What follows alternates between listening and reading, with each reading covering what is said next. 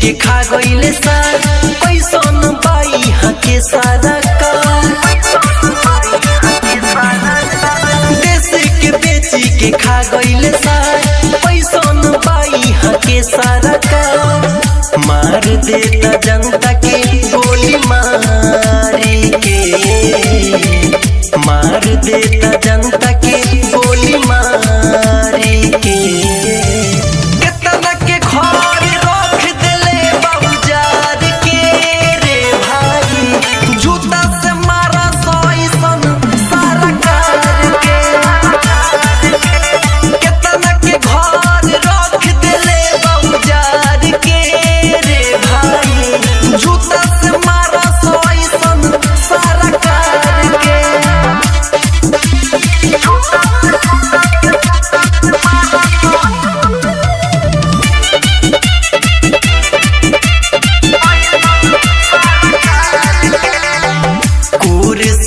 बैठ के सभे करेलो सभासन अपन हक मांगला करेलो शासन सब एकजुट हो के आओ भाई अब फिर से तबाही मचावल जाई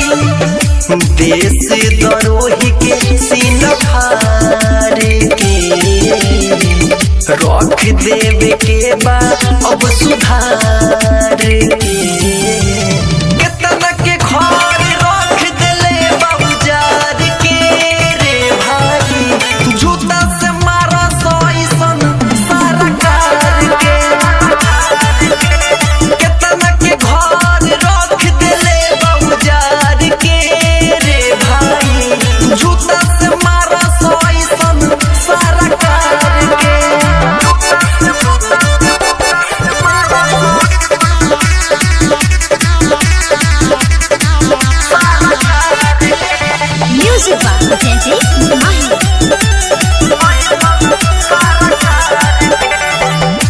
राजू अजय होते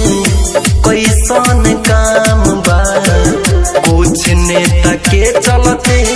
देशवा बर्बाद बा कोहे यार के टाइगर नहीं डरे के बा अपन देशवा के खातिर लड़े के बा रहे के न बाटे अपरिहारी के